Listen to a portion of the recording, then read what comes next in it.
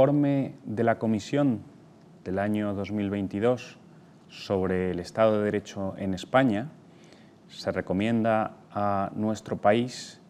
que el sistema de nombramiento de vocales del Consejo General del Poder Judicial se realice en consonancia con lo que la Comisión denomina normas europeas, de forma que al menos la mitad de los jueces y magistrados que componen el Consejo sean elegidos por sus homólogos. La cuestión clave en este punto es que en realidad no existen tales normas europeas. La Comisión se está refiriendo a una recomendación del Comité de Ministros del Consejo de Europa de 2010, que no es verdaderamente una norma, es una mera recomendación, es lo que se denomina soft law. De hecho, en la versión inglesa se refiere, en ese informe de la Comisión, en la versión inglesa se refiere a estándares y no a normas. Lo primero que hay que subrayar, por tanto, es que la Comisión debería ser mucho más estricta a la hora de utilizar en sus documentos públicos determinados conceptos y no debería utilizar el concepto de norma cuando se está refiriendo a soft law. No obstante lo anterior, lo que sí sería vinculante para España, para nuestro país, serían aquellos pronunciamientos del Tribunal de Justicia de la Unión Europea y del Tribunal Europeo de Derechos Humanos en relación con la cuestión de si el derecho al juez imparcial, que se recoge tanto en el artículo 47 de la Carta de Derechos Fundamentales de la Unión Europea como en el artículo 6.1 del Convenio Europeo de Derechos Humanos, impondrían, por ejemplo, un sistema de elección en el que los miembros de los consejos judiciales fuesen elegidos por sus homólogos jueces. La cuestión se ha planteado ante el Tribunal de Justicia de la Unión Europea y ante el Tribunal Europeo de Derechos Humanos. Se ha planteado al hilo de la profunda reforma del sistema judicial llevada a cabo en Polonia. Por una parte, el Tribunal de Justicia consideró que Polonia había vulnerado el artículo 47 de la Carta de Derechos Fundamentales, pero rechazó fundamentar tal vulneración en el mero hecho de que un Estado miembro mantenga un sistema de elección de los miembros judiciales de sus consejos por parte del legislativo en lugar de por parte de los jueces. Para determinar la existencia de una vulneración del derecho al juez imparcial, es fundamental para el Tribunal de Luxemburgo apreciar el contexto y el funcionamiento práctico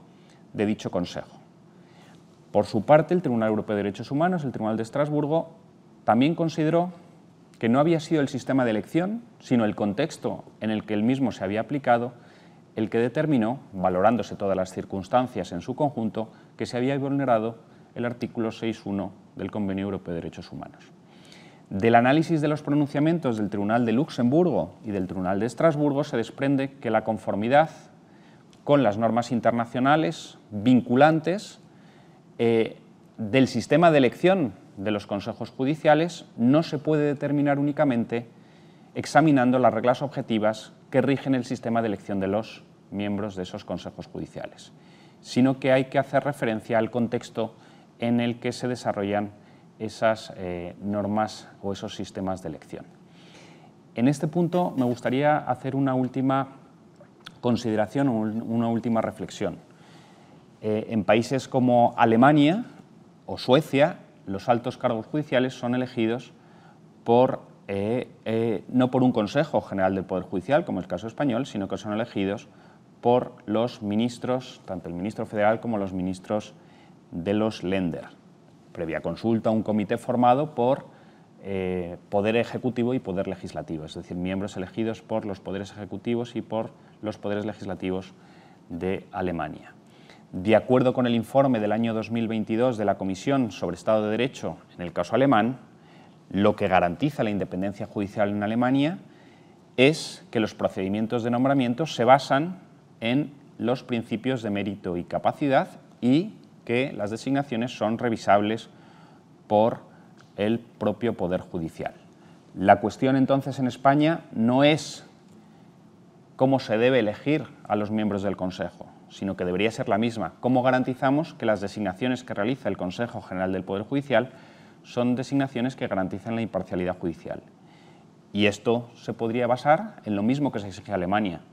que estas designaciones se fundamenten en los principios de mérito y capacidad, mediante el establecimiento de criterios como pueden ser la experiencia o la antigüedad, y que sean revisables, cosa que ya lo son en el caso de los nombramientos del Consejo. pero ello sería una cuestión que permitiría garantizar la independencia judicial del todo distinta a cómo es la forma de nombramiento de los miembros del Consejo General del Poder Judicial.